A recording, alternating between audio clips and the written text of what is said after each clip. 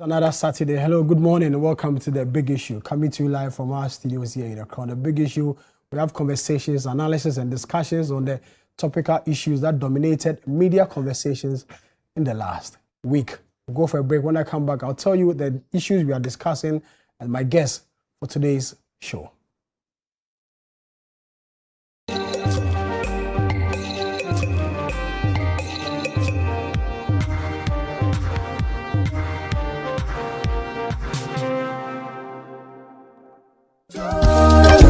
Looking for everything made in Ghana? All in one place? Then get ready. The This is Ghana Exhibition 2026 is here. A bold celebration of Ghanaian creativity, innovation and excellence. From rich traditional crafts to modern cutting-edge solutions, experience the very best of Ghanaian products and services. Explore excellence across key sectors including automobile, agriculture, education, health, hospitality, fashion, technology, food and beverages, creative arts, beauty, retail, and more. This is the biggest Made in Ghana fair, bringing together SMEs, startups, manufacturers, local creatives, indigenous corporate bodies, entrepreneurs, and innovative businesses all under one roof. Discover brands redefining quality, connect with industry leaders and innovators, experience the energy of Ghanaian enterprise and creativity. The date is 29th and 30th of August 2026. The time is 10 a.m. to 5 p.m. daily. Venue, the A4 Sutherland's Children's Park. Call 0205-973-973 or 0558-973-973 to register. Come explore, come connect, come be inspired. Discover the brands redefining Made in Ghana and experience the future of Ghanaian excellence. The This is Ghana Exhibition 2026 is powered by Channel One TV with support from City FM. This is Ghana Exhibition 2026, celebrating Ghana, showcasing excellence.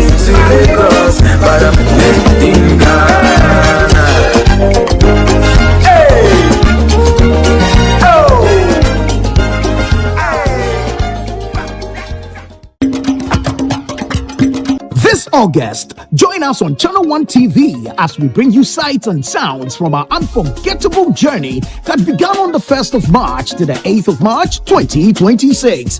The Heritage Caravan 2026 Diaries is about to hit your screens here on Channel One TV. Relive the unforgettable moments from the 10th edition of the Heritage Caravan as we take you back to the events that took place within those 8 days across 14 regions of Ghana. From the rich culture and history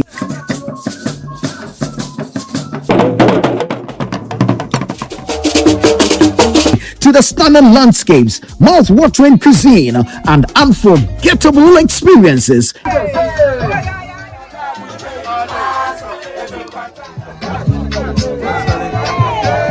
Every episode celebrates the beauty and diversity of Ghana. So from Asante Osei line, maternally are the rulers of the Asante Kingdom since 1690. Basfa is now known as Awa International. Don't bend so marvel, down to the champion. Don't bend so marvel, down to the champion. What's up? What's what tiny goo? What's up? What's your tiny goo? Wait now, no be that. What's up, tiny goo? What's up? What's your tiny goo? What's up? What's your tiny goo? Wait now, no be that. Baby, your bow, money coming good, son of a Stay with us here on Channel One TV this August as we take you back in time. Let's relive the memories, shall we? This is where stories rise, where strength speaks, and legends are born. From hundreds of entries, only 10 emerged as the 2026 Channel One Community Legends. You're 14 years. You're among people who are. My name is David Antwi. I'm 32. There's someone who is from Western North. Sefi, I go for. We have it that wherever you travel to, home is home. 10 legends, 10 inspiring journeys, one platform. From struggle to success, from purpose to impact. hear their remarkable stories. In a place where almost nothing is available. I have a foundation called Grace on Duty Foundation. Whatever they are going through is part of the struggle. That should even give them the motivation to learn. Because I'm a game changer wherever I go. Tune in every Wednesday at 7:30 p.m. and be inspired by the people changing lives in their communities. Only on Channel 1 TV.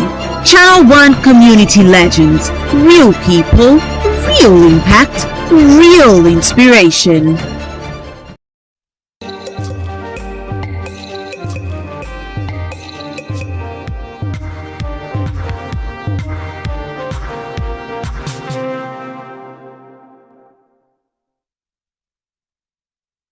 Yeah, welcome back. This is the big issue coming to you live from our studios here in Accra. It's also live on City 97.3 FM. This week, two issues dominated media conversations or dominated the conversations across the country. The Finance Minister, Dr. Kesa Latofosin, on Thursday went to Parliament to present the 2026 mid-year budget review with a number of promises and also some achievements he claims the government has struck in the last 2.5 years of the John Mahama administration. He says the economy is in a better position compared to the previous administration. Inflation is down, the currency is stable, the GDP growth is on course 6.4% as at the first quarter of 2026, and generally things are better. But persons in the opposition or some members of the opposition think otherwise. They believe that things are not all that better or things are not all that good for many Ghanaians or the suffering Ghanaians in this country. If you missed the Thursday presentation by the Finance Minister, Dr. Kesa Latofosin, in Parliament, here are highlights of that presentation.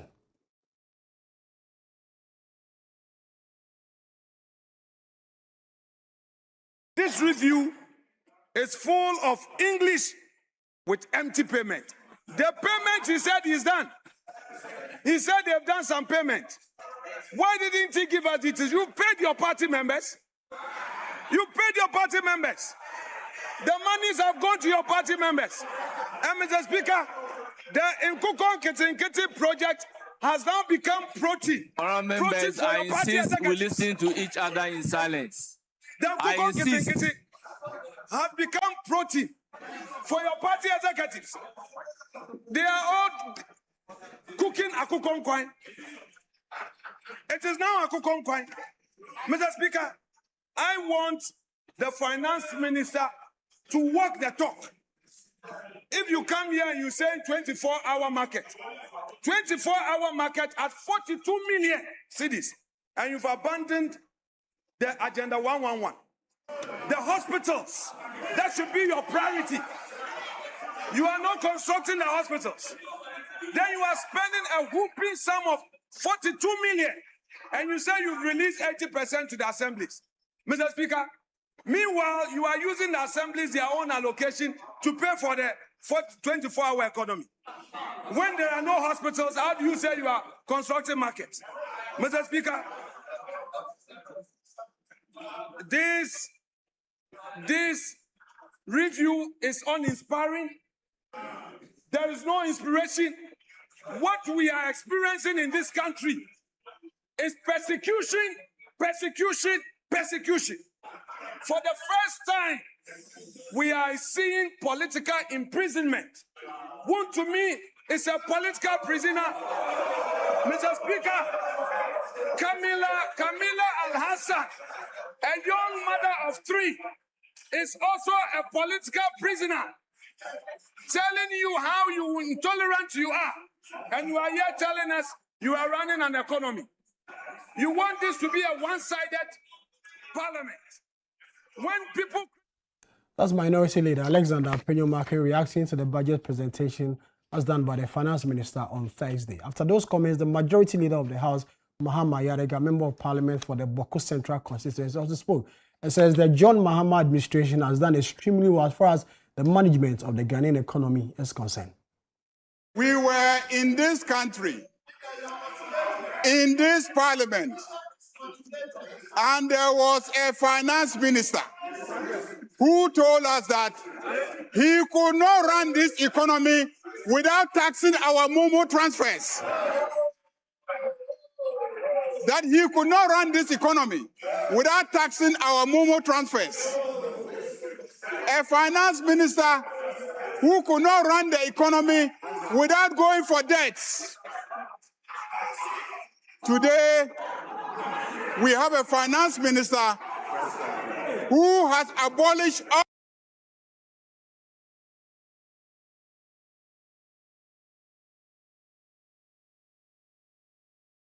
That's the majority leader in Ghana's parliament, Mahama Ayarega. So this morning, we will separate the politics from the reality on the ground. Is the Ghanaian economy in a better position, as the finance minister and members of the governing NDC are saying, or what the opposition is saying is right, that even though on paper the government claims the economy is better, does it reflect on the ground? If inflation is down, GDP growth and the rest, does the ordinary Ghanaian on the street of Accra or any part of the country really feel that indeed the economy is better?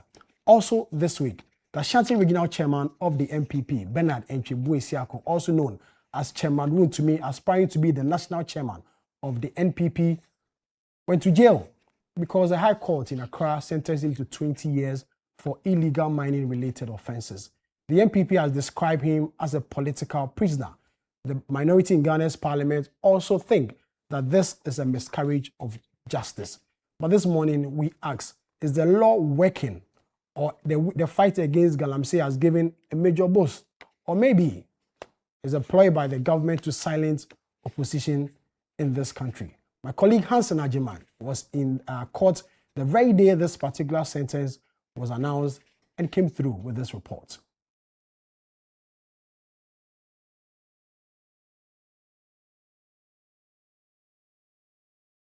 Bring you that report later on. But then let's start with the conversation, because these two issues dominated media conversations in the last 1 week. In studio, or persons joining me for this conversation this morning is Kweku Wickett-Hagan. He's a deputy majority leader in Ghana's parliament and a former deputy minister of finance in the John Mahama first term administration. Also in studio with us is Chonebo Akodua Foko. He's a member of parliament for the Manso Kwanta constituency in the Ashanti region. Also in studio, we'll have Dr. Nanayao Educhum. He's a director of policy and research for the United Party, the UP Party, the party of Alan Kwadwo Kyerematen. Also joining us on Zoom later will be Dr. Edu Wusu Sarkodie. He's a senior lecturer at the University of Ghana and the executive director of the Center for Policy Scrutiny. Duncan Amo, executive director or executive secretary of the COPEC, will join us in the studio. And later, Amanda Clinton, a private legal practitioner, will also join for the conversation on the Wontumi Center. Gentlemen, good morning and welcome. Good morning. Ravogo, I'll start with you. After this budget, your group, which is the minority, described it in a number of ways. They say it's empty, uninspiring, and does not reflect the reality on the ground. Why would you describe it this way? Yeah, thank you. And let me extend my greetings to my constituents, the people of Manso Kwanta, whom I'm representing. My brother, you've actually given a very good summary. The minister touted his achievements, and he started by lamenting about the previous government. We thought 18 months after coming into office, by now, you'll be talking about what you have done. But he started by lamenting, and that took several minutes before he came to now tout himself. But he needed to paint a picture of what was left behind before they took over. My brother, you read the full budget back in November, and you spent about 30 minutes lamenting about the past. To remind Ghanaians of where we are coming from. Do we have to continue talking about the past? Ghanaians have given you the power, so run with it. Let Ghanaians feel whatever that you are doing for them, right in their homes, in their businesses, wherever they are, in their livelihoods.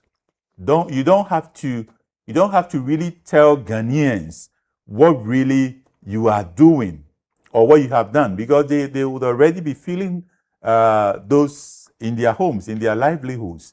That is the reality on the ground. So my brother, after lamenting about what the previous government did or did not do, the minister jumped straight on to what it has achieved. And it went, of course, to some of the key macroeconomic indicators. that yes, we know some of the key macroeconomic indicators have stabilized. The CD has stabilized. Yes, that is fine. We've seen inflation that has trended down. This year, though, is, ticking up again. He talked about debt to GDP that has gone down, and he talked about the fiscal deficits that he in particular was the primary surplus and all that. My brother, you see, firstly, to achieve these macroeconomic indicators on paper, you ask yourself, firstly, at what cost has the minister achieved these macroeconomic indicators? At what cost? Two, you ask yourself, really, is it being felt by the ordinary Ghanaian? Or these are just paper achievements? Okay, you ask yourself these questions. These are critical questions.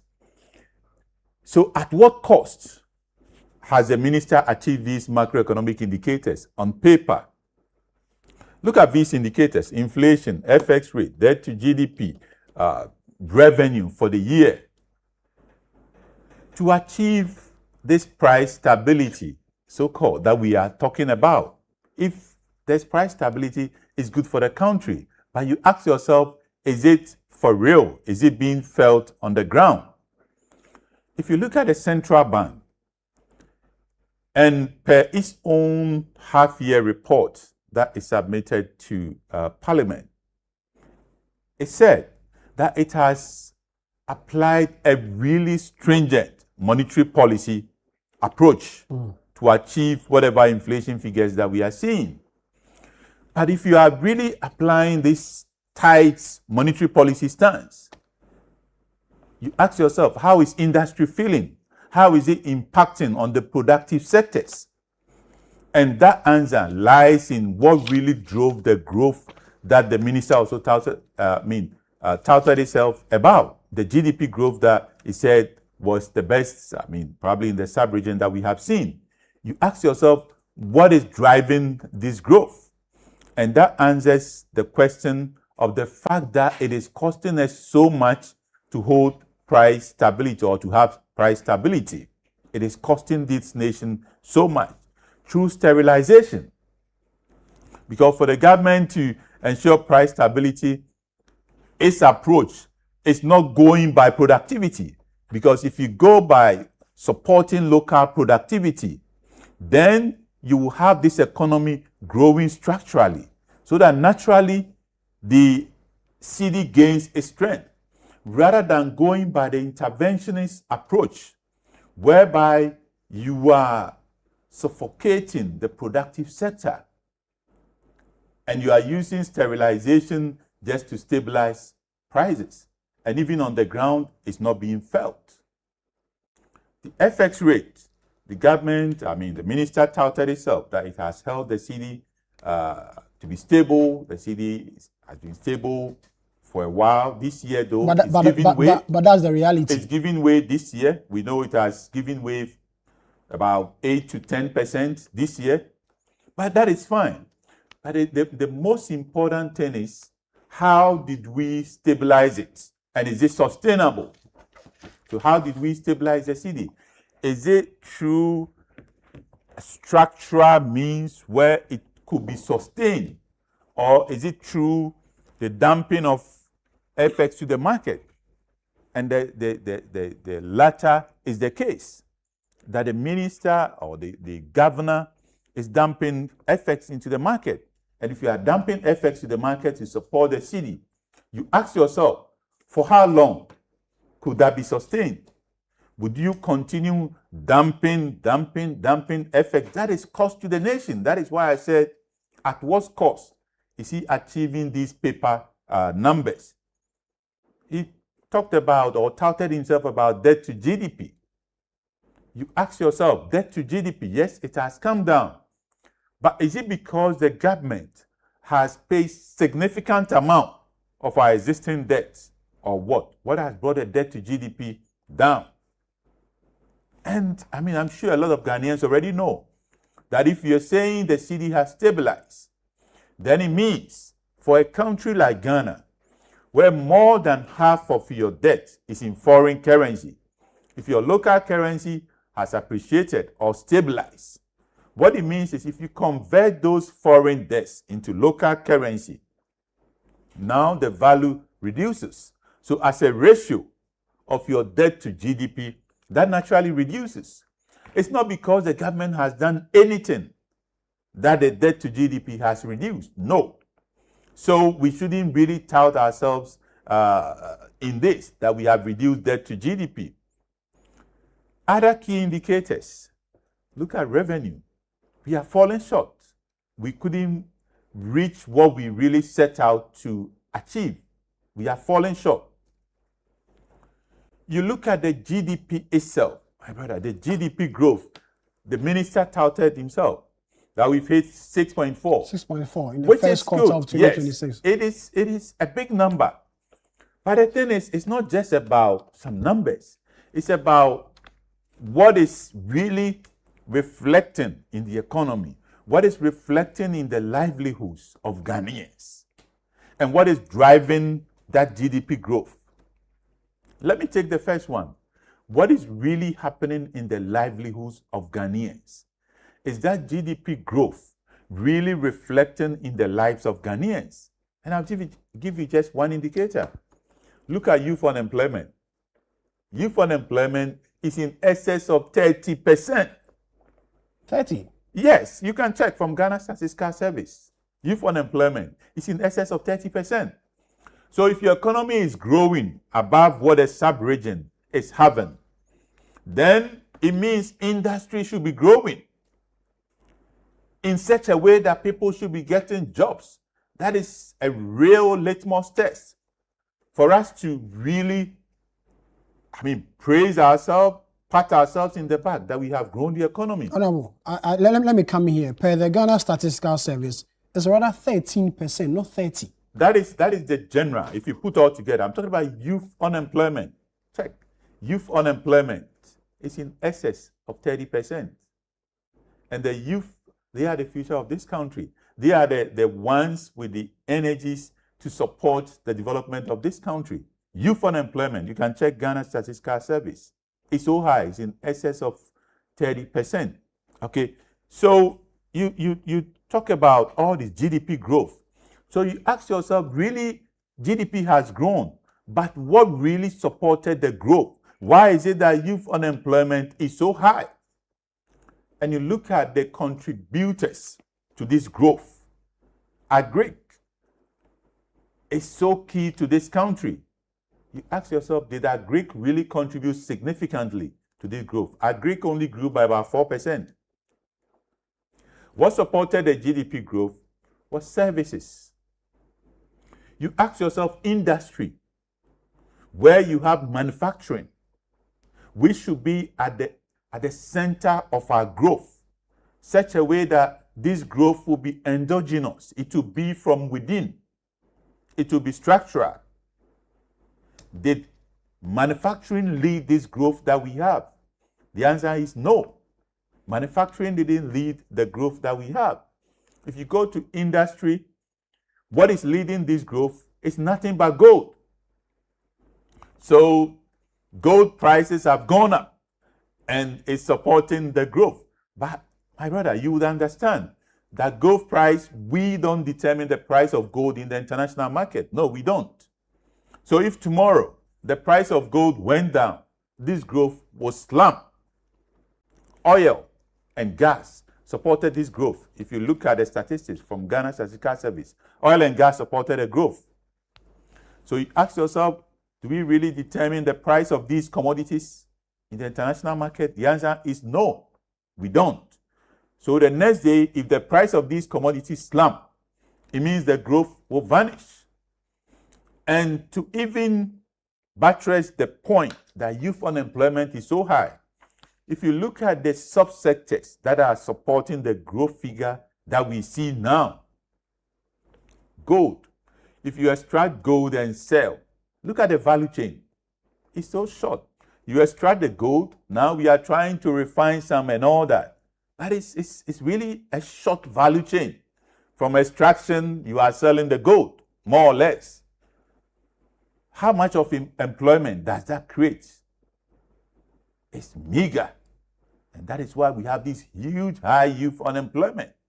So you are having growth from subsectors that really are not driving employment. Subsectors that can really crash. Oil and gas, which is second under the industry. It's also a part of the extractive industry. So oil and gas, the price could crash. And that means that GDP that we are touting ourselves could crash. Look at water and sewage.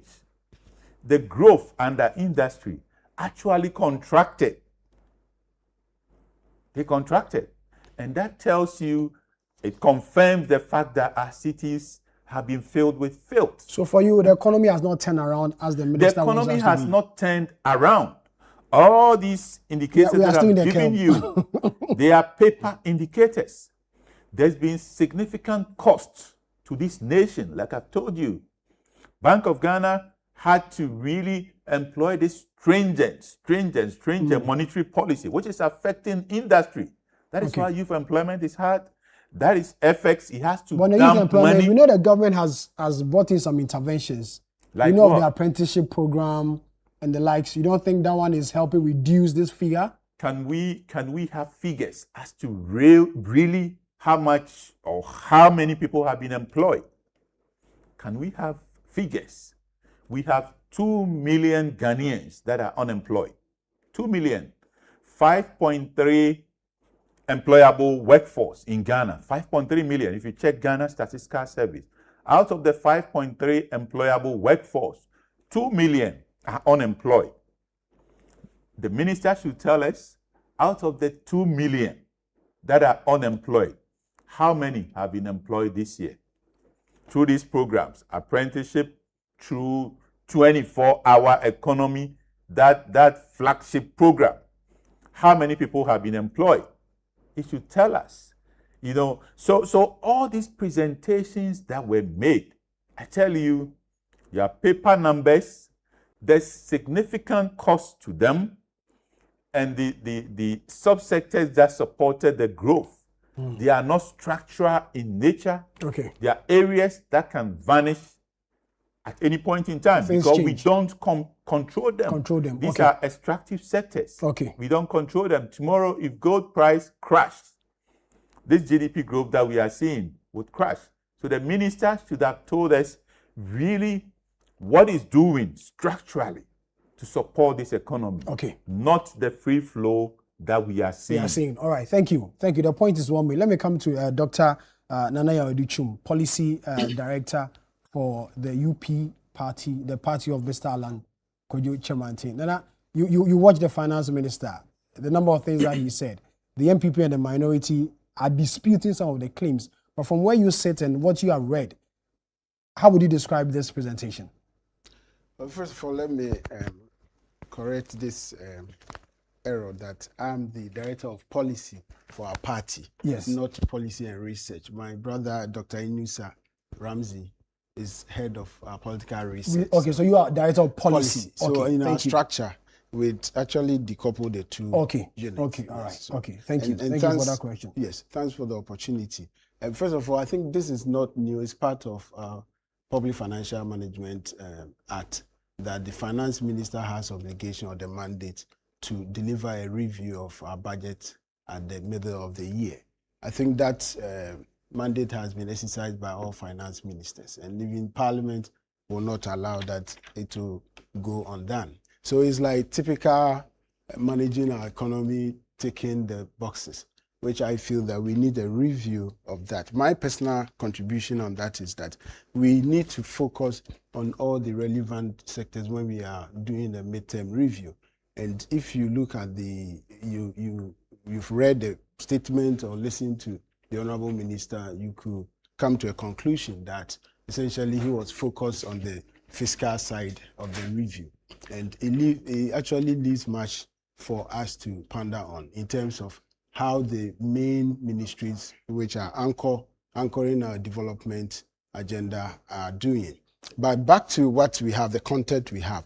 I think that, as the Honorable said, and most analysts have alluded to earlier since the presentation. So, I mean, you agree with me that in terms of the macroeconomic stability, you cannot really criticize the government for its achievement. It is a desirable end that every party, including the United Party, we propose that where we were in 2024 or even pre-2024, especially from 2022 coming up, we needed to maintain or push for a macroeconomic stability because it's anchor of the national development. All sectors actually feed on that. So that achievement is commendable. And the figures from 2025 when they took this new government took over, actually it's not new, 18 months, this government took over, have been experiencing downward trend. But you must understand that it comes at a cost.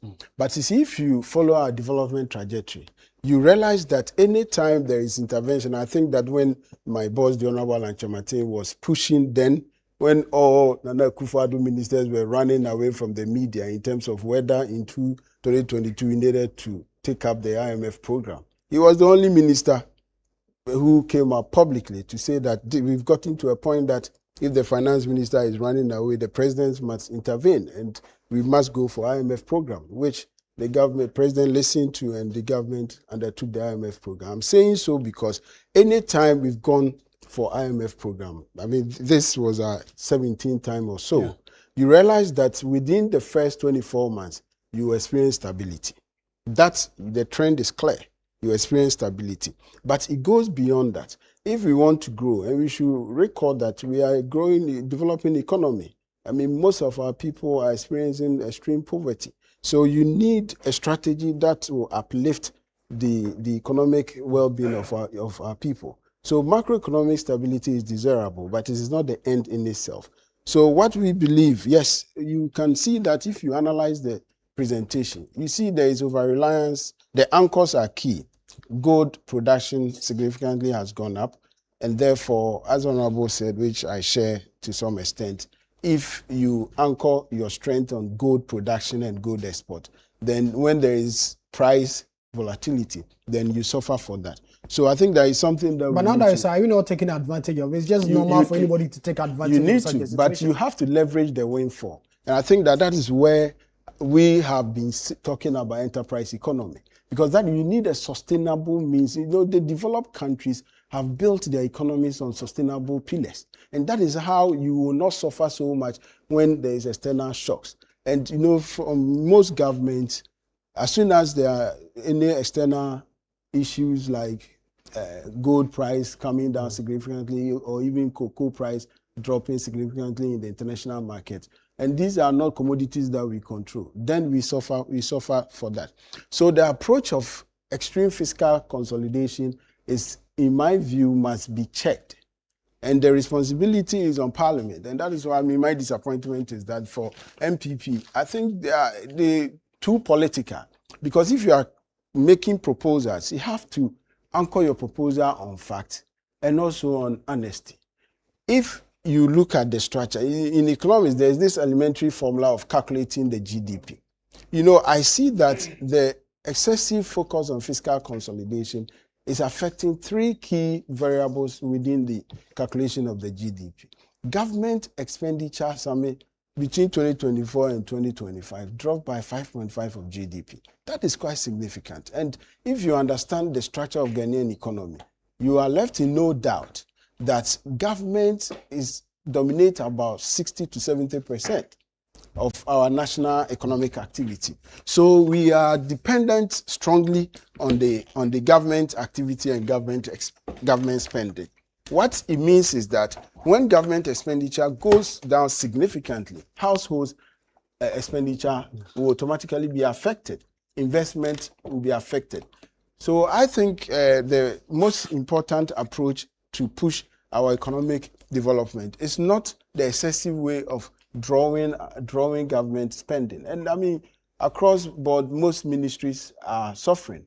And minister decided to respond by outlining the key payment that government has done. But the numbers is clear, 5.5 for one fiscal year, 2024 to 20, is quite significant. I think we need to look at that. We also need to look at, within that structure, public-private sector investment, which is very key. Yes, I'll commend the government. Now, the commercial lending rate has come down quite significantly. However, access to credit is still not enhanced, especially by strategic sectors of the SMEs. And that is where we view that the cancellation of one district, one factory was a wrong move. And we will keep echoing that point until the Minister for Trade and Minister for Finance have a consensus on that to bring a similar program or bring back the program. Because that was a way to where government can motivate private sector by directing access to credit. So from the financial sector side, the insurance companies, the fund management, the banks, commercial banks can be motivated to invest in private sector development and enterprises that create jobs. Because if you look at the end result, yes, you're doing well at the macro level, but when you bring it down to job creation, you can see that the job creation is lacking. My next point will also be that the strength, the finance minister is also, you can commend him, and I particularly commend him for example, trying to focus on the tax reforms. Because what has been the complaint from within the Fourth Republic Economic Management, that we don't need new taxes.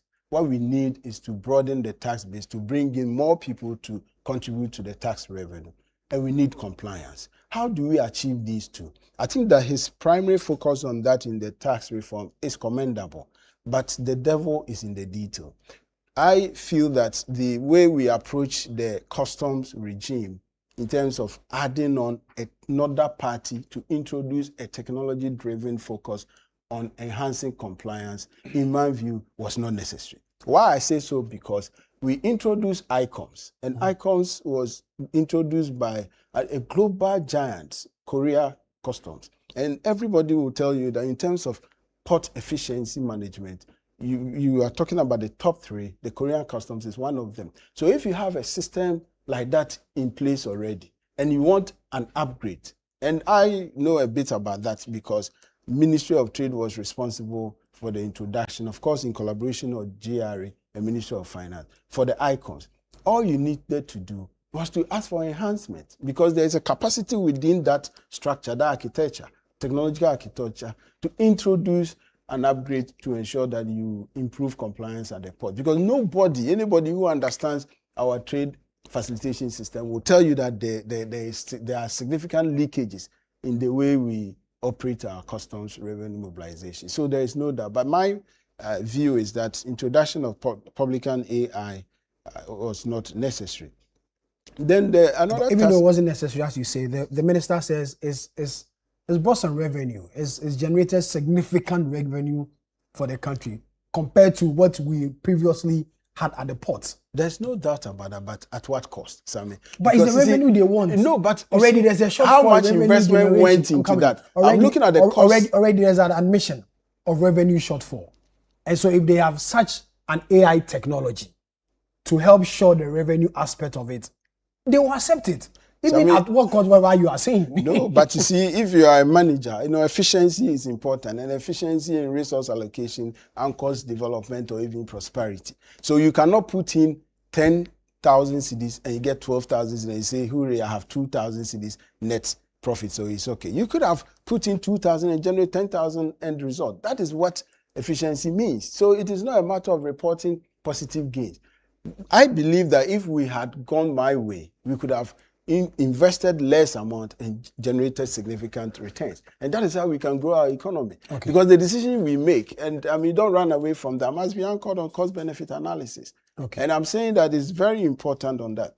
And then there's a key thing about, another thing that the minister talked about, but we don't have the details, in the tax reform structure, the VAT.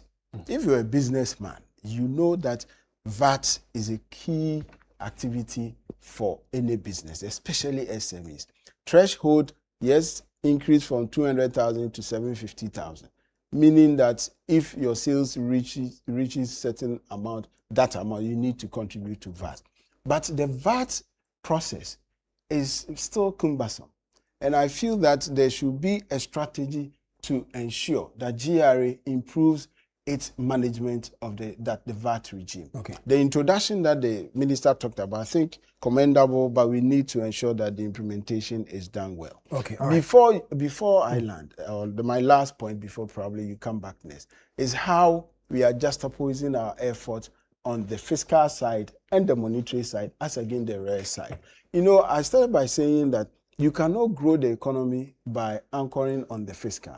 What has been the performance on agric, on trade and industry, on tourism? These are three Honorable key... Kodia made mention of sales. Yes, exactly. That's why I don't want to go into details. But you can see that there are no clear indicators. And I want to raise the point that I didn't hear much about 24-hour economics authority or secretariat. It's support that he has received, support that the authority has given to private sector in terms of uptaking the 24-hour economy. Doc, thank you. Dr. Nanaya Edichum, Director of Policy at the United Party. This is the big issue coming to you live from our studio here in Accra, also live on City 97.3 FM. Let me introduce two gentlemen who have joined us in this conversation. Kweku Wicked Hagan, Deputy Majority Leader and a Member of Parliament for the Cape Coast South constituency, right? Thank you. For also a former Deputy Finance Minister and our very own Duncan Amwa, Executive Secretary of COPEC. Deputy Majority, I'll come to you shortly. I want you to soak all the things that you say and then you react because today you'll be under fire. Duncan, I'll come to you. An aspect of the budget which got all the people within your industry talking was the desire to establish, I think, a government power plant also with some 1,200, megawatts, which many people believe that it will help as far as the power generation of this country is concerned and the less reliance on the independent power producers. When you heard that, what was your reaction? But before that, I've seen an increase in fuel prices all over. I was asked to ask you that. So a few weeks ago, fuel was, I think, 12, 13. All of a sudden, we are seeing 14 for petrol and then 17 for diesel and the rest. In just 1 minute, what's happening? Sammy, I can't do that in a minute. So you are here to talk about budget, so just summarize for me in a minute. But the fuel situation, it's one that is concerning, and I'm quite certain that, just like yourself, many Ghanaians are also asking the same questions. What is happening? It takes me back to the conversations we've been having. The market is completely deregulated, which means that do full cost recovery plus a markup. So don't import and sell to make losses with the hope that government would have a subsidy program in place for you to recoup anything. And so the market is expected to recoup fully and be able to stay profitable. What that means is that if prices go up, the market will be careful not to sell below a certain threshold so as to accumulate losses. Because when that happens, it's your own problem. You will go under, and the state cannot do anything to help you. So when you have a situation like that, these things are to be expected every now and then, especially when international benchmarks are bullish, as we are saying, because of the Iranian-American hostilities. Brent for some hours pushed a little above 100 again, and it's concerning. So if you check what is happening even with the price of finished products, things that were hovering around 850, 870, today above 1,000. That should tell you that prices are simply inching upwards. And so your local market is simply responding to that movement. Okay. That brings me to why I've had issues with the publication of price floors. Sammy, you see this new window that we commenced somewhere the 16th of July. We had prices that were already introduced by the market. I really would do Star Oil, would do Goil. Petrol was doing around 13, like you rightly said. Diesel for most of them was about 16.25, thereabout. That was 16th, the new window. Then mid-window or within the window, prices have had to go up. For diesel, we have recorded almost 68, 70 pesos. Additional, or some increments. Petrol has also seen about 30 pesos from the 13.7 something that it used to be to above 14 now. So what that means is that when you deregulate a market, the forces of demand supply would determine prices, right? So look at it this way. You have prices going up within the window, right? That is accepted by all of us. If the reverse was the case, then you will get a stumbling block because MPA continues to publish what you call the price floors. So imagine what 70 pesos would do if you were to go down. And that means that pricing floor mechanism, my senior brother here will probably bear me out, it's not helping the Ghanaian in any way. You see, there's no ceiling. So the markets can go up within the window, right? They can go up by as much as 1 cedi or 2 cedi if the world market prices dictate so, or if the cedi's depreciation value or whatever the factors dictate that it goes up, Sammy. But if it were the inverse where it has to go down, you have published a floor that says that it is the barest minimum below which nobody should sell. Okay. So if you flout so the increase we are seeing is as a result of external factors. Oh, clearly. Okay. Clearly, you cannot blame government for that. Okay, one. so those watching and those listening, this is the reason why we are seeing the increase. Now let's talk about budget. No, let's talk about budget. Let's talk about budget. When I was leaving home, a friend of mine asked me to ask you reason why we are seeing, and you've explained it. Now we know the reason why we are seeing this increase.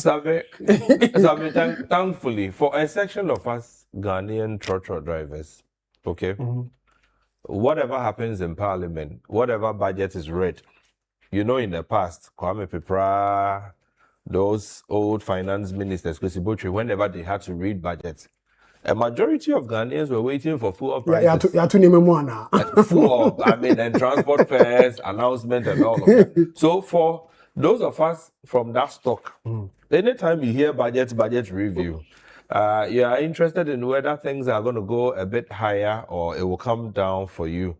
So for me, where I sit in my constituency, of course, I am not elected like my senior brothers here are. Anytime you are reviewing budgets, we are also interested in the energy sector space. And so if you were to leave me to talk about the budgets, just like you indicated, the 1,200 megawatts that we intend to introduce, novel, beautiful.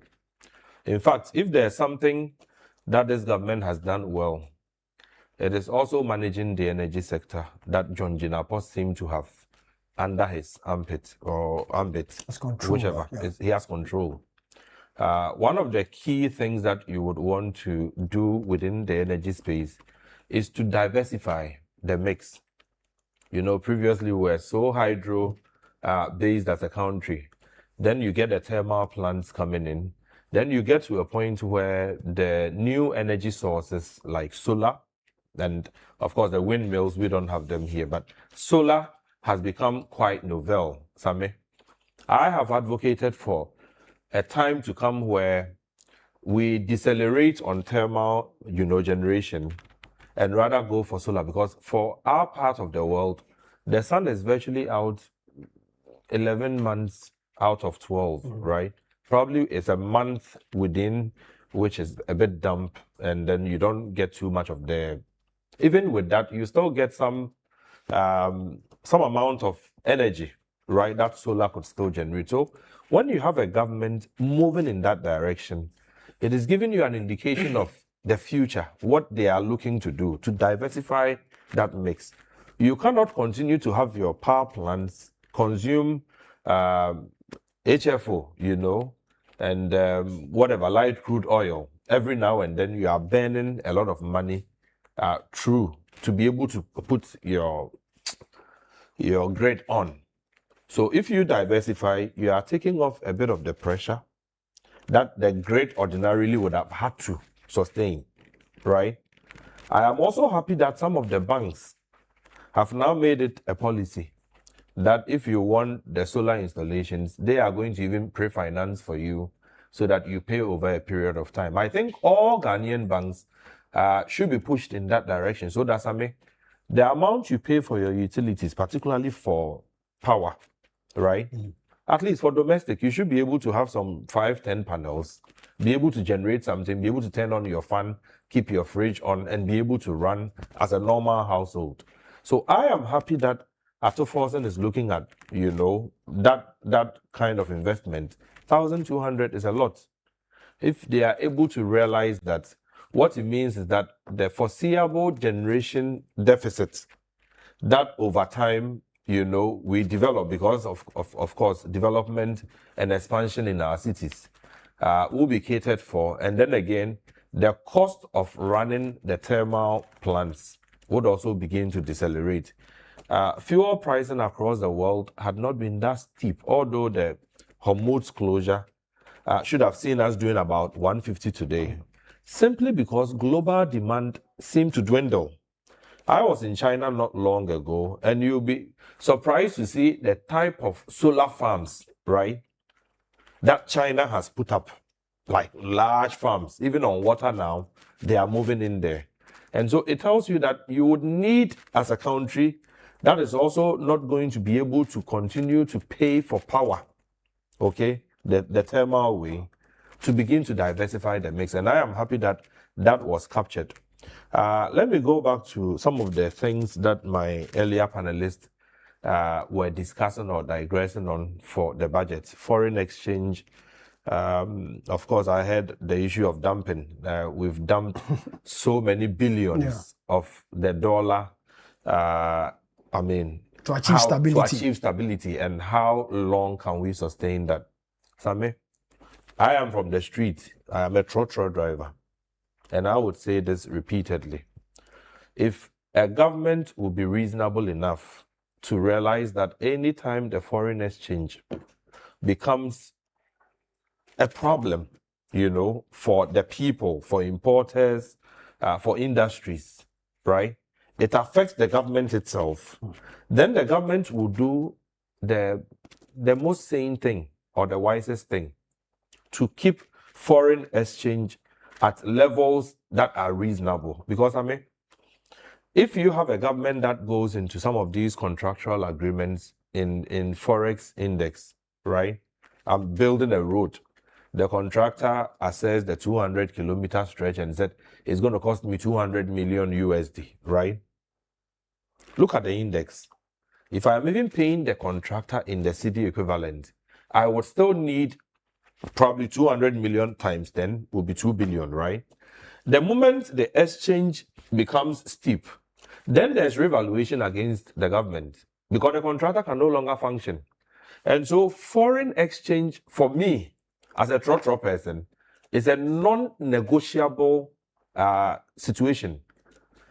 I have praised Atoforsen and the economic management team currently for doing what they have to do, because the Forex would also affect how much you pay for fuels. I mean, don't forget, you would import petroleum in the dollar and sell in cedi.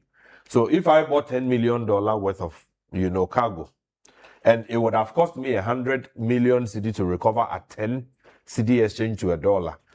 If Ato doesn't work hard and the cedi depreciates to about, let's say, 13, the 100 million cedi that I would have originally needed will now be 130 million, and I'll pass it on to you, Sammi.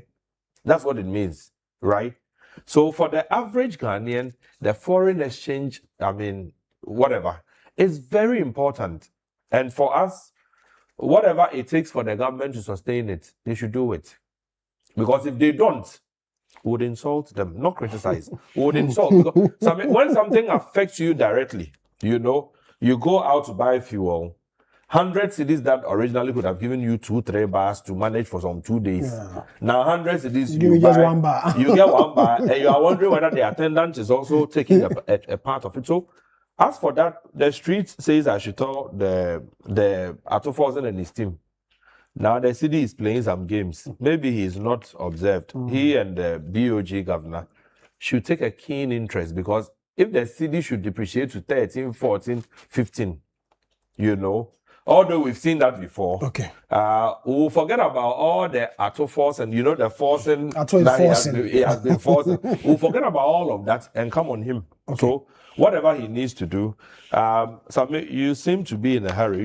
Because I need to go to Dr. Edusa, because he's been on Zoom for a while. You go and come back, Sammi. The streets, we are still here. The streets, we are still here.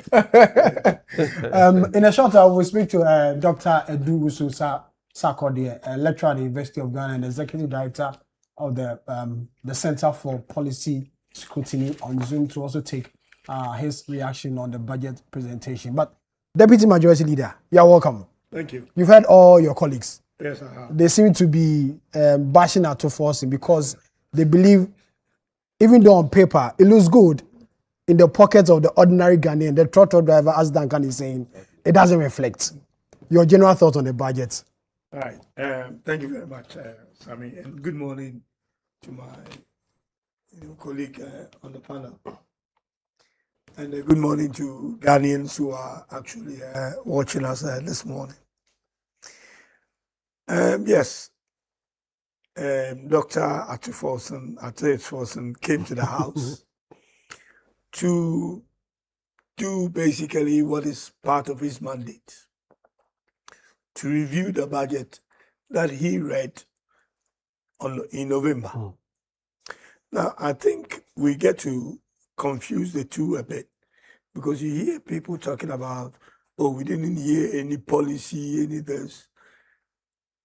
What he did was not presentation of the budget. It was a review of the budget.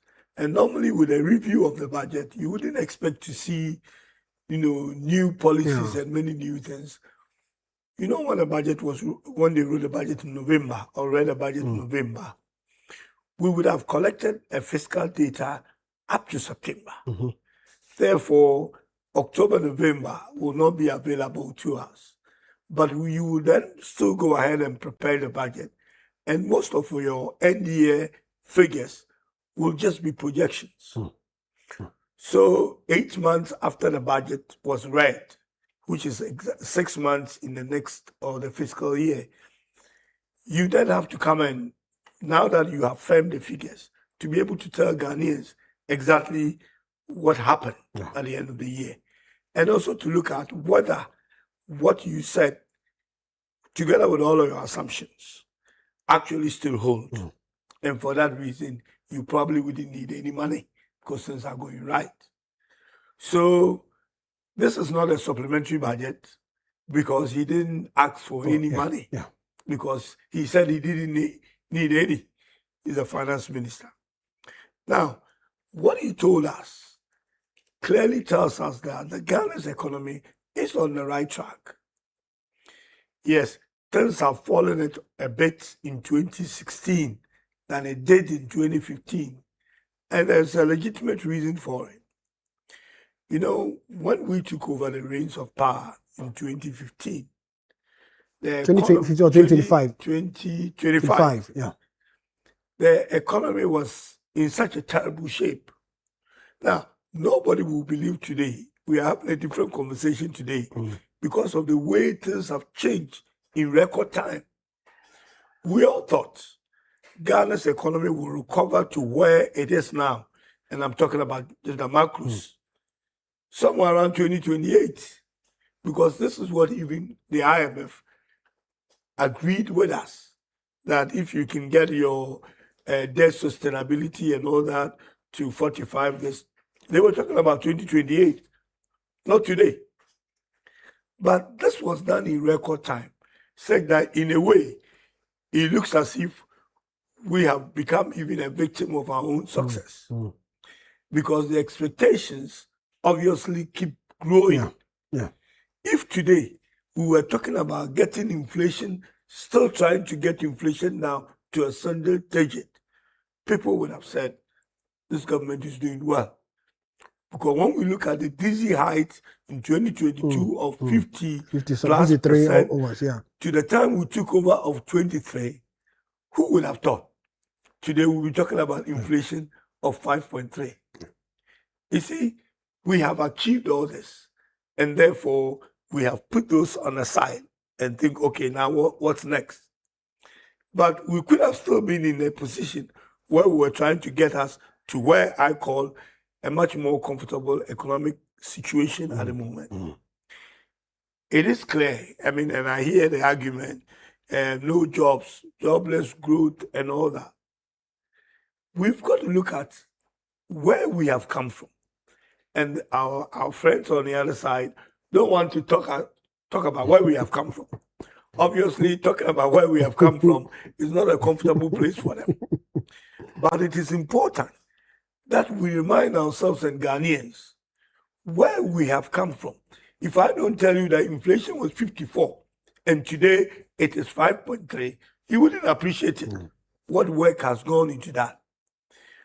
We could only do what we have achieved, basically through a fiscal consolidation, which is what we were doing with the IMF. So our policy, and we should not be shy about it, the policy of the finance minister under His Excellency the President directive is to work with the IMF that we've already gone for their program to really do a fiscal consolidation to discipline this economy to make sure that we get to where we should get to. To be able to do that, if anybody thought that the NDC government will come to power and start growing the economy and growing and basically creating hundreds and thousands of jobs, then probably doesn't understand where we've been and the economics that is behind it. There was no way by the end of 2024 anybody was going to create jobs or any growth with a messy situation that we were in. The economy needed to be stable. You need to stabilize the economy because we were all over the place. So the first job was to say, look, this economy must be stabilized. But now, have we achieved that stability? We have, and exactly that's part of the reporting or the mid-year review. It's for the finance minister to tell us that, look, the fiscal consolidation or the fiscal discipline journey that we embarked on from 2024, we are actually at a point where we are almost nearly comfortable. We are not out of the woods yet, because as you heard him right, achieving sustainability or sustaining the economy is one thing. Maintaining it is also another. Therefore, if we have started that job and we've got this good result, let's see it through, perhaps till the end of the year. And then all others shall be added to it as we have started. So first point is stability. And I think the finance minister himself mentioned stability. Then from stability, you come to price. Part of the job was done with a macroeconomic, with the, what is it called, BOG, the Bank of Ghana side, to be able to achieve these things together. Because when we are talking about stability, we have also financial stability and other things that you have to look at. Then you come to the pricing, which is basically the inflation. We have done so well with inflation that we could only achieve it. You know, the 2020, I'll tell the finance minister that what we did in 2025 is basically to resuscitate the economy. You know, when you watch movies, you see this thing when somebody, you know. So the economy was given a shock for us to quickly get into where we are. Therefore, serious lifting was lifted in 2025 to get us where we are. We are still lifting, but not as heavy as what we have done. Okay, now that let me just finish with this one. The next step from now on is basically to begin to grow the economy.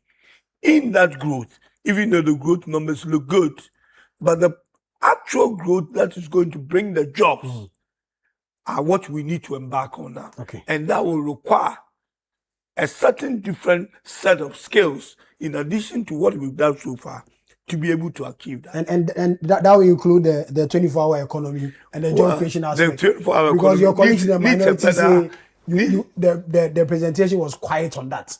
Because we have not actually, from the very onset, when this policy initiative came, it looks as if people have either chosen not to understand the single out that one. 24-hour economy or to make, a mockery of it. Yeah. Because they haven't really understood. 24-hour economy is not an event. They say on a campaign platform, you promised 133 jobs. It was promised. But what I'm saying to you is that it wasn't meant to be an event. It's a process. Lot of things, it's a process. And a lot of things will have to come together. As I told you, if you don't have a stable government, you cannot build 24-hour economy. Okay. If you don't have sufficient energy, you cannot build 24-hour. I'll come back to you because today you need to wear a lot of shock absorbers because I've seen Honorable Korea, right? A lot of things. He has quite a number of questions to ask. Let me go on Zoom and speak to Dr. Edu Sarkodie, a lecturer at the University of Ghana and the Executive Director of the Center for Policy Scrutiny. Doc, thank you very much for your time and sincere apologies for making you hold on all this while. You have read the presentation, you've seen it, you've heard what the finance minister has said. The people on my panel here believe, especially the minority, say it's empty, but the deputy majority leader says it's better, it's stabilized the economy and that the government is ready to take off. From where you said, what will be your analysis of Thursday's presentation? Well, thank you for the opportunity and good morning to my colleagues on the panel. Good morning to viewers. Well, so we should situate the conversation in this context. We were in difficult situations in the year 2022. The government thought that the best remedy was to go for the IMF program, and the prior action of that was to engage in the debt exchange, restructure our debt because it was too high. And for the IMF program, the money was given to us in tranches. So you would expect the impact of the program, a greater impact of the program at the end of the program, not at the beginning. And so by 2023, 2023, when we entered to the program, 2024, before the exit of the previous administration, the IMF document will say that Ghana was on the path of recovery, and the figures show. What I will add to that is that this administration has stayed the course of that recovery. They have stayed committed to what was started earlier. Now we are finishing. We want to still have the PCI. What it means is that most of the targets that we set for ourselves, we want to stay disciplined to them. And I think it's not bad. My recommendation there is that we should internalize the framework of the PCI in such a way that even after the exit, Ghana will still stay fiscally disciplined. On the issue of macro stability, of course, nobody can argue about the fact that most of the figures look good now compared to the previous time.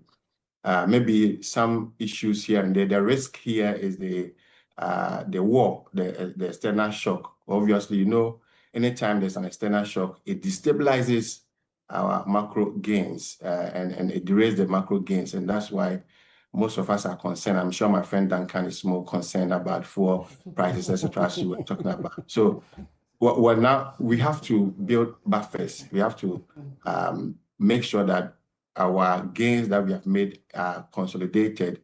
What are we doing locally to withstand the pressures from external shocks? That one is key for me. On the issue of the half-year performance, well, the minister did not revise the figures which were presented to us in November 2025. He did not make any revision to any of the macro figures, neither did he make any revision to any of the fiscal figures. And so what was stated is what we are going to do. I would say on this point that I like the coordination between the fiscal policy and the monetary policy. Honorable Atto and the governor seems to have a very good relationship. You see the posture of the fiscal and the posture of the monetary is the same thing. The song that the fiscal is singing, the same song that the monetary is singing. And what's wrong is that keeping things tight. And that's why you see in the budget that the posture of the fiscal policy is that we will not spend what we don't have. Well, it's a good idea in the short term, But I believe that revenue is not an exogenous factor. Revenue is an endogenous factor. And therefore, it's not as if we are waiting for somebody to give us revenue. And then if the revenue doesn't come, then we say, we didn't get it, that's why we're not spending. We should generate it ourselves.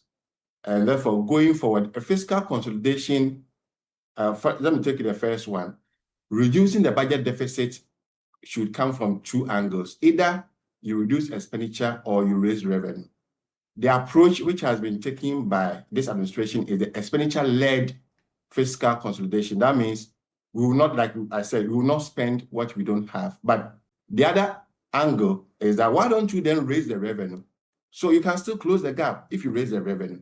And that's why some of us have recommended that we must have an aggressive approach for revenue generation. Because once you have the revenue, then, then you can spend on anything you want. There's a road in my area, New Legon. It's not constructed.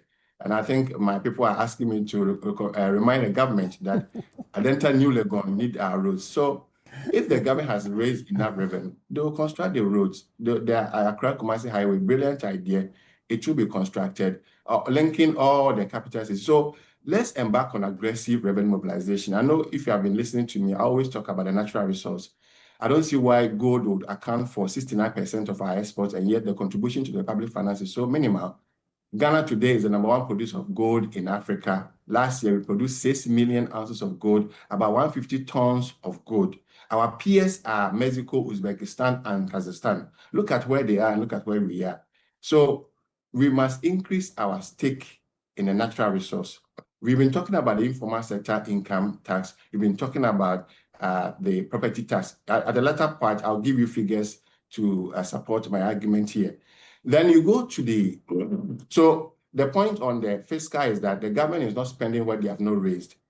But the recommendation is that why don't we try and raise enough so that we can spend and still keep the gap between revenue and expenditure, which is called the fiscal deficit, still narrow, and we can achieve the same thing.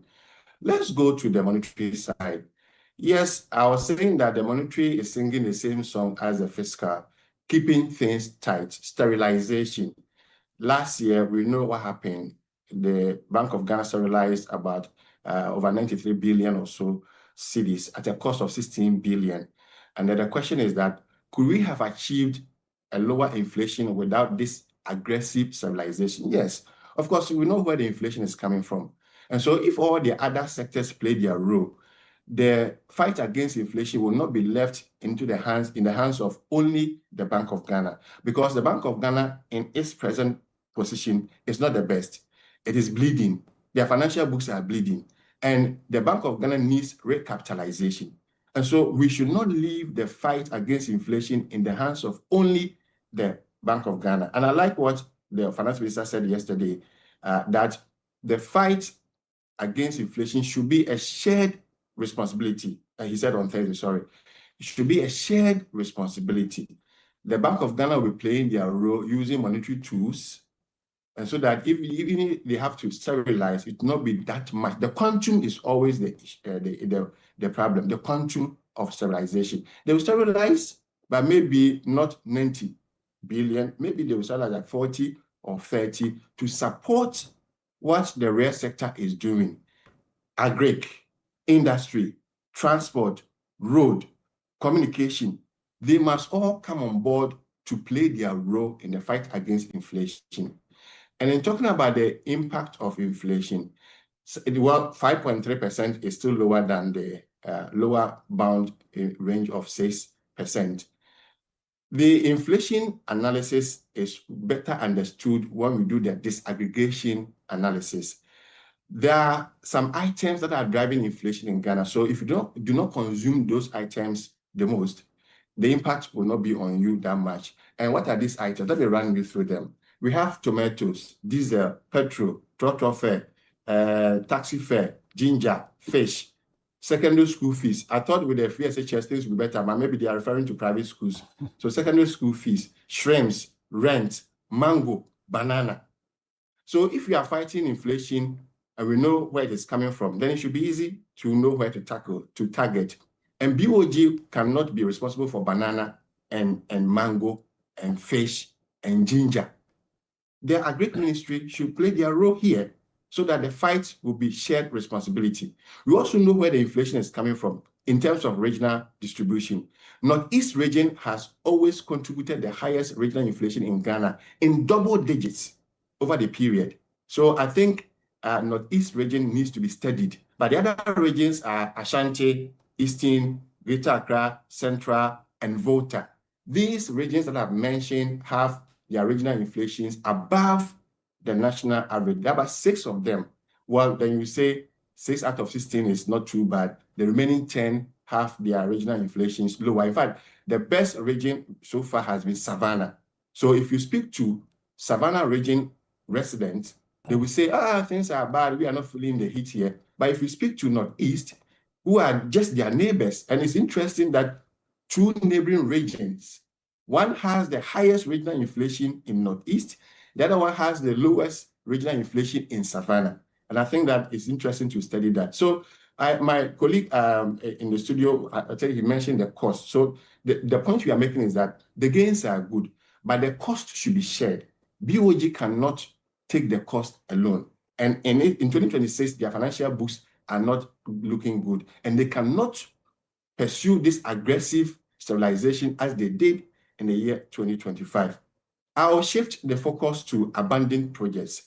I mean, this 1D1F was a good idea. There's also an issue Nanaya raised about the same 1D1F and believes that if government is talking about industrial growth, government should have paid some attention to this initiative, the 1D1F initiative. There's also a question I want to ask Honorable Wicked Hagan. So you make your point on that one, and then we'll come back into the studio. Okay, sure. So then let me broaden my argument. So we are looking at moving from stability to economic transformation, job creation, economic growth and job creation. And so, because that's what the 2026 budget promised. It promised that we move from stability to economic growth and then transformation and then job creation. But if you look at the budget so far, it is not attaining that. It is still on the stability. Perhaps they just want to consolidate it before. But the argument is that if you want to better the lives of Ghanaians, then we need that growth. And then somebody will say the growth of 6.4%. But I'm saying the rebuttal is that the 6.4% is not the potential. We've had 13% quarterly growth before, 13%. In fact, 14% in 2011. So 6.4% is not the maximum we can attain. And therefore, we have to transform. How do we transform? Industrialization, both from the private sector and the public sector. Let me also say that there are about 13 million Ghanaian workers, 13.4 million Ghanaian workers. About government workers are just about 1 million. The remaining over 12 million are all private. Therefore, when we are talking about job creation, the narration should not be limited to only the government. It should be limited to what the government is doing. That is why the stability is important. What the government is doing to make sure that the private sector, as we say, is enabled to create the job, grow and create the jobs. But the government still has a role to play. In classroom, when we are teaching GDP or aggregate demand, we say it is coming from consumption and investment. That investment there is both public and private. So in as much as the government wants to encourage the private, where we've seen a huge growth in private sector credit, the government must still play their role. They should not relegate their role to the private sector alone, because certain public goods and services must necessarily be provided by the government, like road, like railway, like airport, like water, like electricity. These must be provided by the government. And so there should be a complementary role by the government and the private sector to grow. So they should not have abandoned the projects. Even if you abandon, we should see the new vision about industrialization. And that takes me to the 24-hour economy. Lastly, that when you read the 24-hour economy document, about 287 documents, CPS, we have done a thorough review of the document, 287 pages.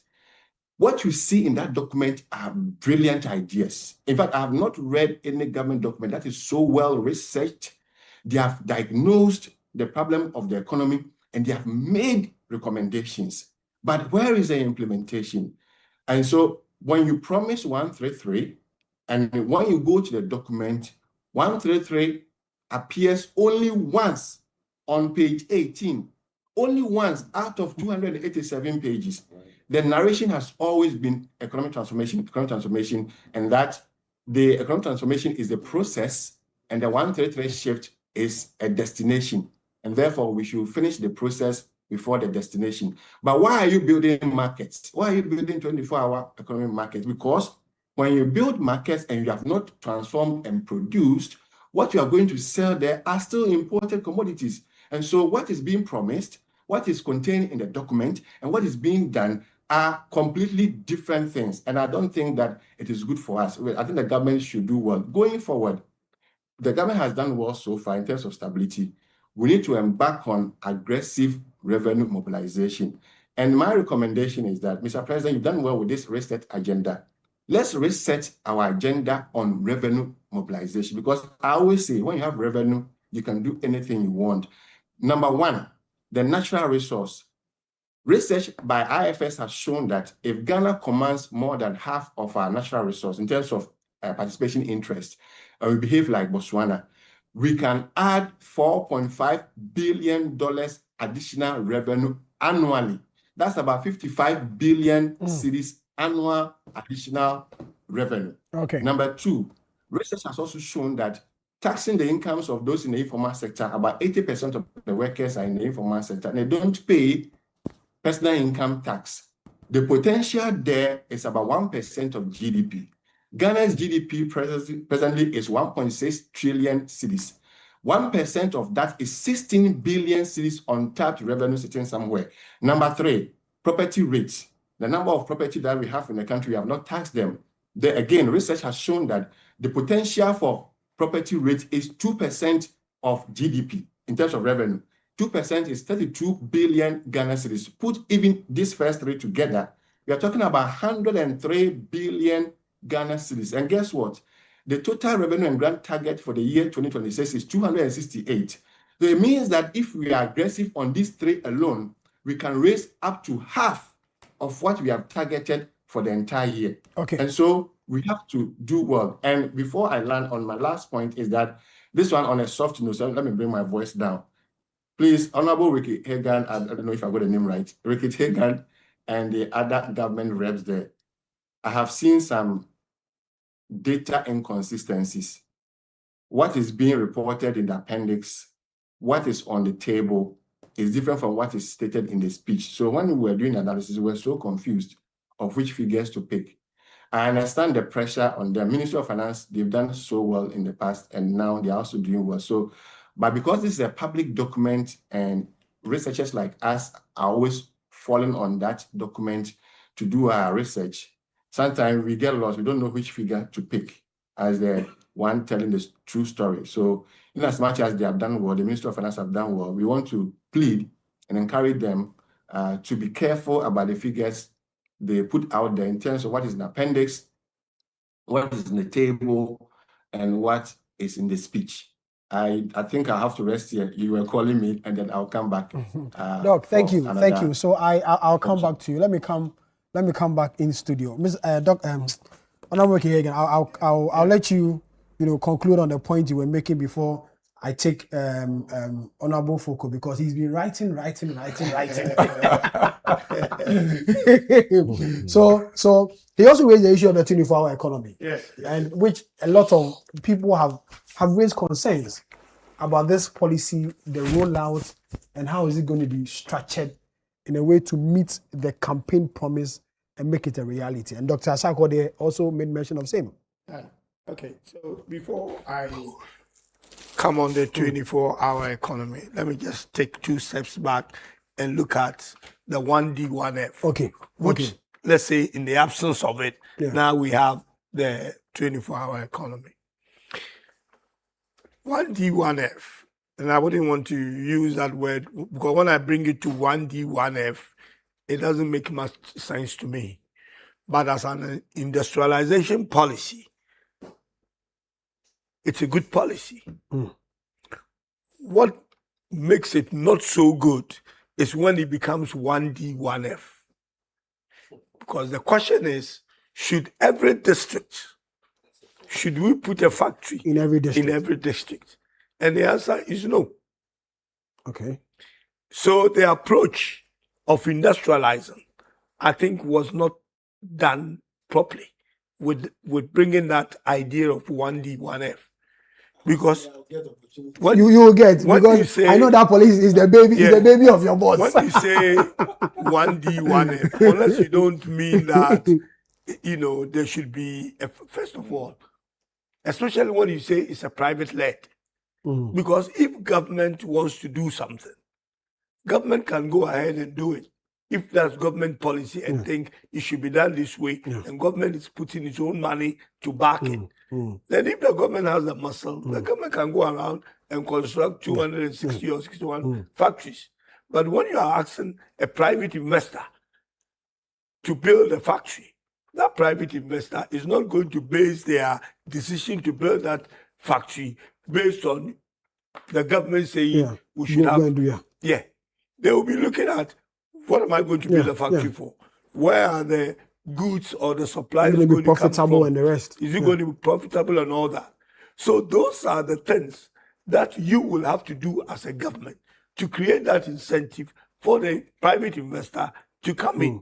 Not necessarily you say that every district. Therefore, I look at my district, nobody has come here yet, so let me build a factory because the president says so.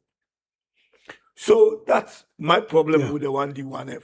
And for me, that is why it cannot continue in that form. But when you look at the MPP or look at the NDC or look at the CPP or those who have come in the past, the idea is the same. We want to industrialize and we want Ghana to become a manufacturing economy. How do we best do that to realize that? So for me, that is where I stop with the 1D, 1F. I'm not saying as a policy, industrialization policy. I think it's a good one. But the implementation of it, calling it 1D, 1F, that is where I depart.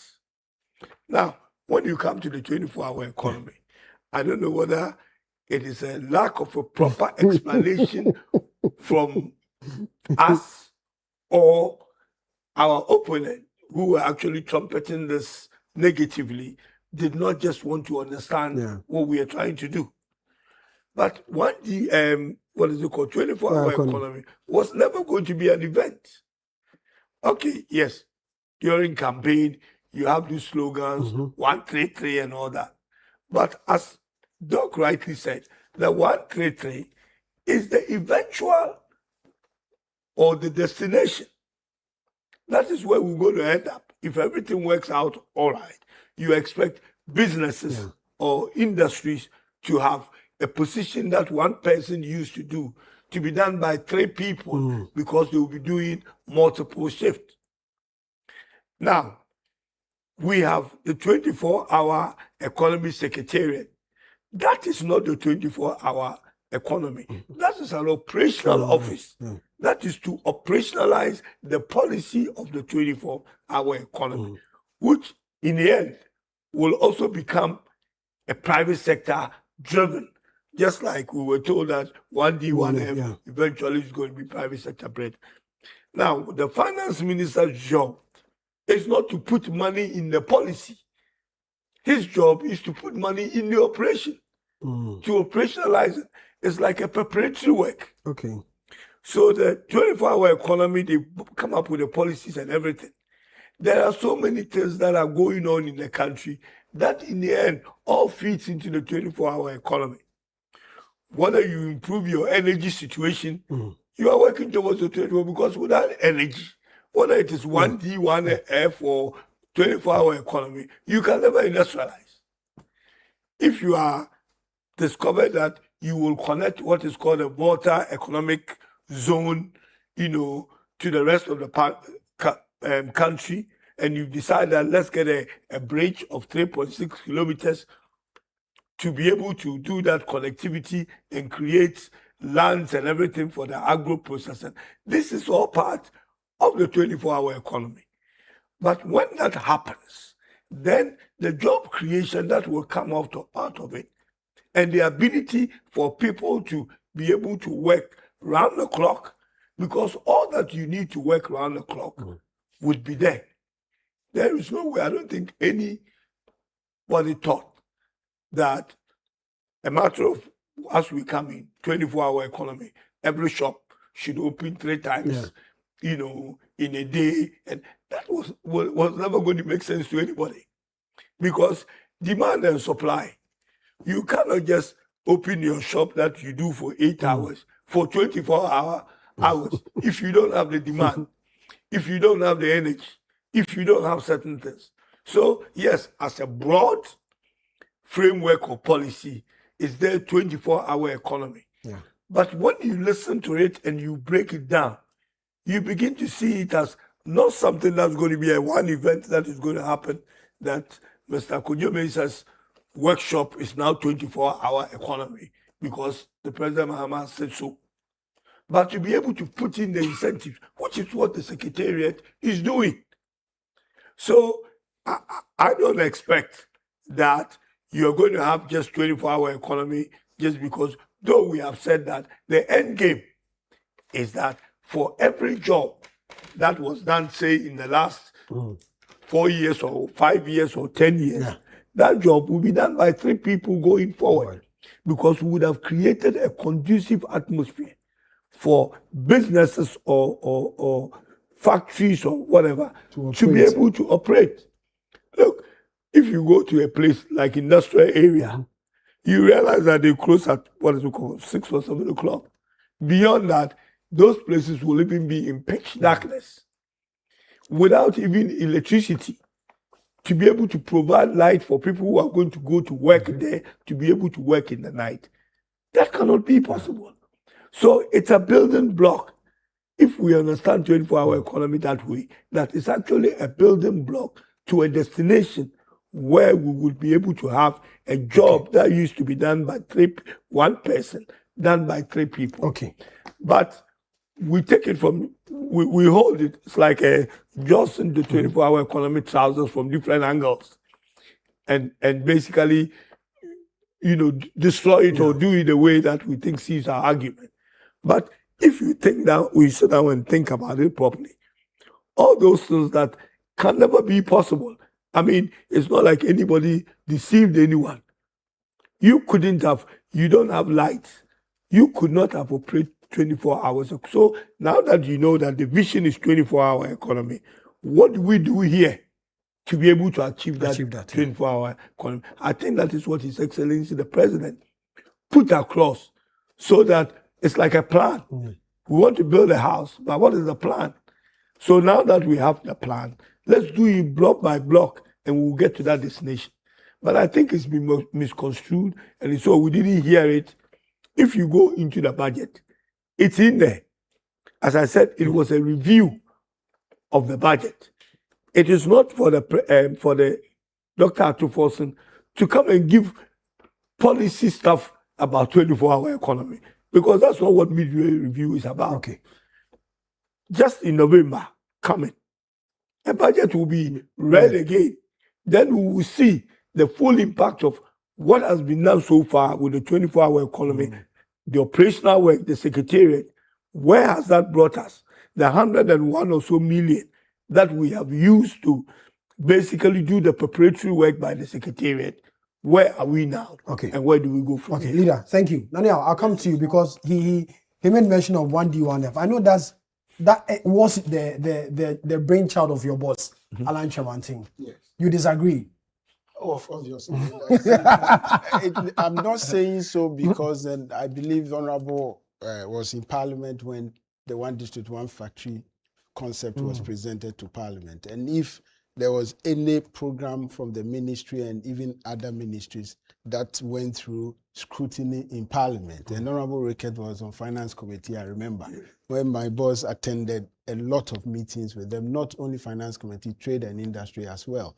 And we presented that the concept of one district, one factory is actually the district industrialization program for the government of Ghana, branded as one district, one factory. In any case, I believe Honorable will admit that in every district of this country, you can identify a natural resource endowment or a value chain that can be commercialized. So in simple terms, that is what it means. If you take where Channel 1 and City is, you are within the, I think, Okaikwe Metro, Central Metro. You cannot tell me that you cannot have an enterprise that will feed into the ecosystem of the business of the country. You can.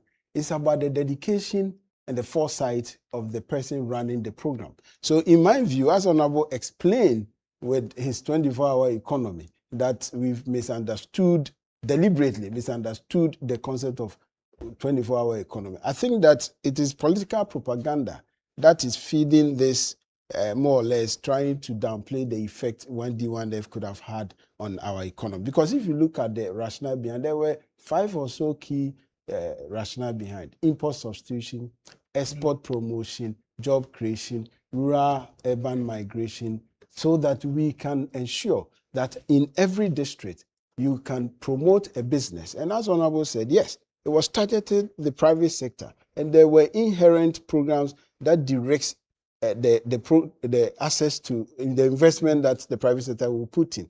And one of them, I recall, was to promote access to credit, and specifically benchmarking credit a lending rate of 10%. When that time the program was being implemented, lending rate was above 25%. If you come under the 1D1F program and you borrow, you pay just 10%, and government will pay 10% of the rate for you. So the program was not political, and I believe that there should be a second look at the government decision to abandon the program. Okay. Because if you look at 1D1F, compare that to the export acceleration program under the 24-hour economy, it's very difficult to see the distinction. Okay. And in my view, we should thank you for that intervention. I come to you now. Okay. What have you been writing? A lot.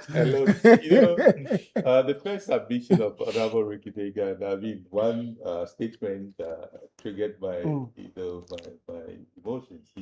And I'm sure it laid the fears of Ghanaians to rest. Okay. He said the growth that we are seeing now, we are later going to see the growth that will give jobs.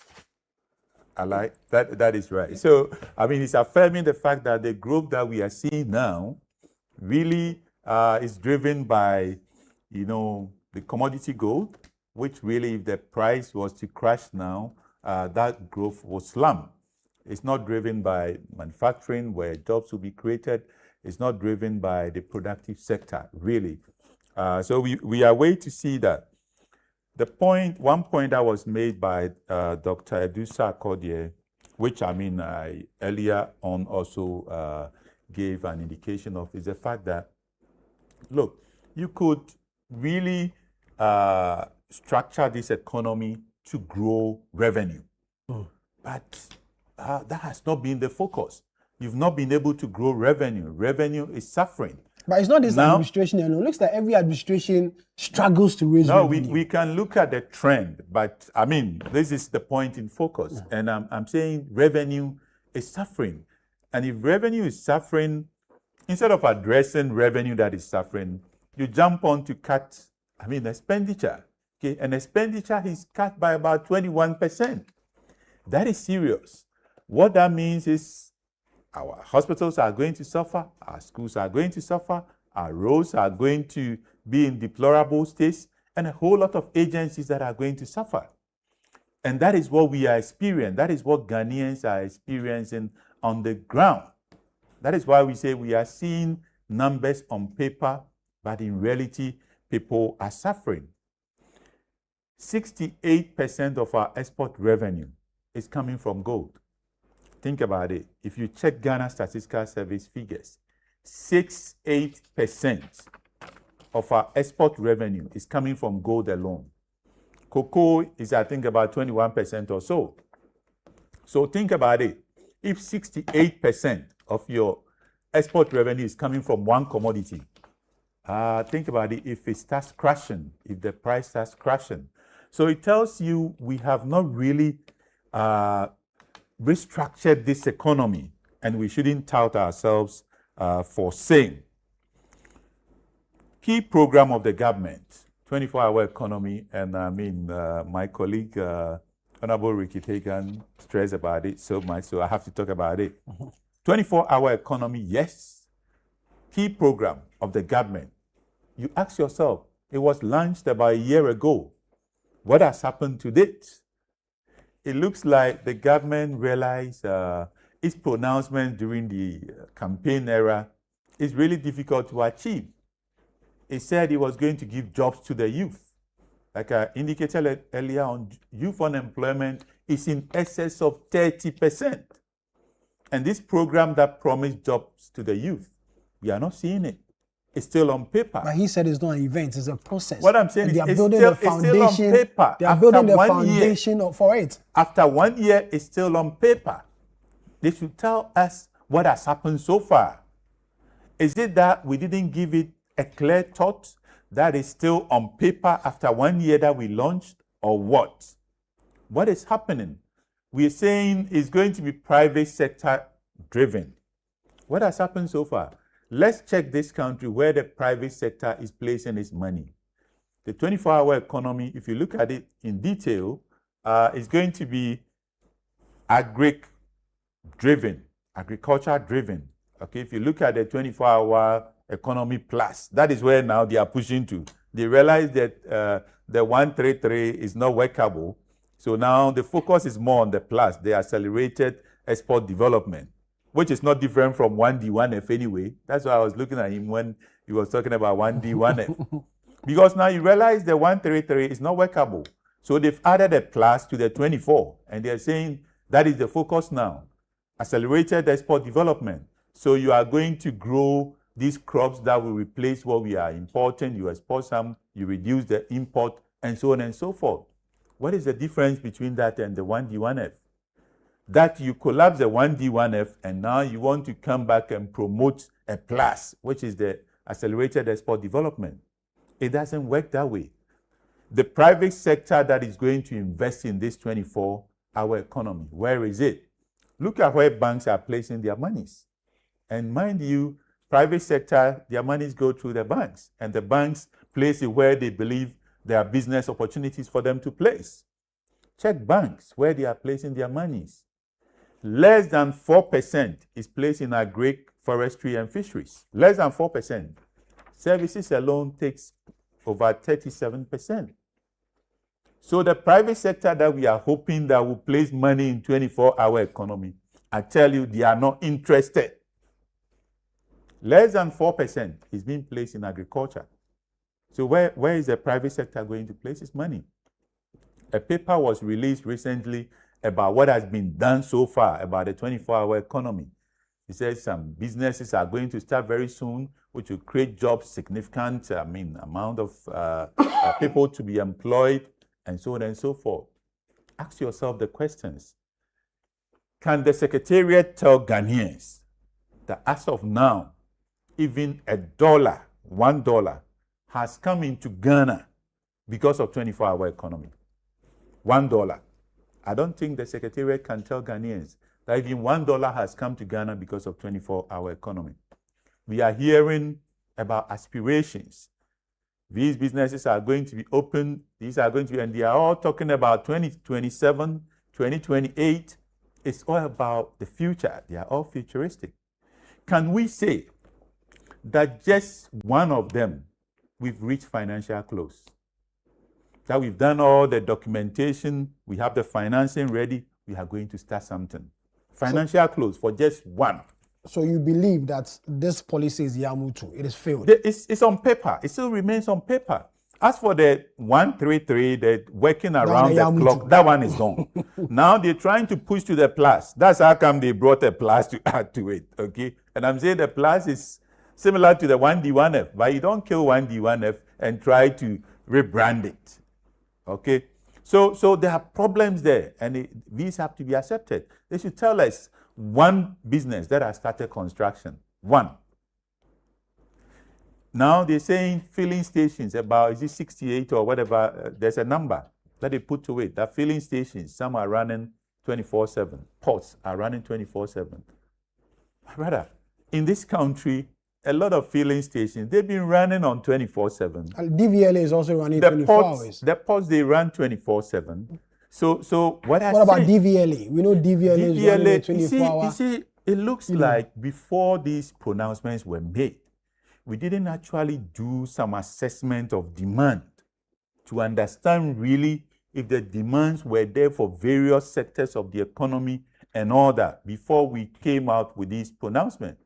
Because I don't think that the problem of this country is that we sleep too early. We sleep too early, such a way that if we don't work around the clock, then we are missing a lot. No.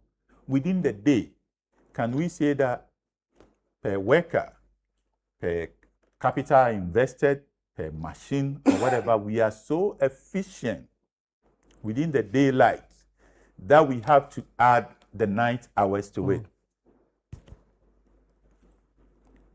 Are we so efficient with the daylight times per worker, per machine, per capital employed that we have to do nighttime as well? If we are not efficient with the daylight times, then adding the night to it, we are going to be even less efficient. Okay. And like I said, our problem is about productivity. That is why I complain about the kind of growth that we are seeing. Productivity is so low. That is what we should address. If now, as a policy, the government is saying, let's build 24-hour markets, shop around the clock. Really, if we are not producing, what are we going to sell? So we will import and sell at night. Who said that if you open the 24-hour economy in Honorable Ricky Hagan's constituency, that at night people will come and shop and that will transform Ghana? I mean, what are we talking about? Okay. You don't need to really do a real serious assessment to understand that our problem is not that we have to shop around the clock, so we have to build. It's nice to have, but really shopping around the clock when we are not producing, it's not going to give us any results. Thank you. So thank you for that. I mean, there's a lot that we have to do. And like I said, I'm happy. My colleague said we are yet to see the real job-giving growth, and we are waiting to see. There's a lot we need to talk about, and we are running out of time because we are racing against time. Duncan, I'll come to you shortly, but then let me wrap up with Dr. Edosa Akodie so he can leave. I'll come to you shortly. Let me finish up with Dr. Edosa Akodie so he can take leave of us for this segment of the conversation. Doc, for your expectation, we are told that in November, the budget proper for the next financial year will be read. What will be some of the expectations? You think there should be clarity on this 24-hour economy policy where there's a clear definition of what has been done, what is going to be done, and the timelines and other expectations that you are seeking to see when the budget proper is presented in November this year? Yeah, sure. For even for the political reasons, if not even for economic reasons, politically, you have a social contract with the people. You promise them 133. And so if you have not gotten to the point of 133, then you should explain to them that you've not gotten to the point of 133. Because I'm not sure the electorates will forgive you. Ghanaians voted for you, gave you 4-year mandate, and you've spent 2 years already. Remaining 2 more years, 2027 and 2028. And so they must come with a clearly defined issue. How do you communicate the 24-hour economy thing from the promise to the implementation? That one is key. If you cannot do it, say you cannot do it. If you can do it, what you are waiting for is a 133. But as a researcher, I would say that, as I've mentioned, fantastic ideas in the document. And I think Honorable was saying that, one of the guests was saying that even if they fail at all, they should do one in the document, one. And that one they have to do in the next 2 years will be the economic, they call it economic corridor or something, the voter lake, the voter-based economic corridor. To blend ideas, how to modernize our grid around voter lake, making sure that we can even transport on the voter lake to the northern part, to Burkina Faso. Brilliant ideas. I want to plead that they should implement that. and create sustainable jobs. Because this job creation that we are talking about, first, it must be a government framework, and then the private sector will play their role there.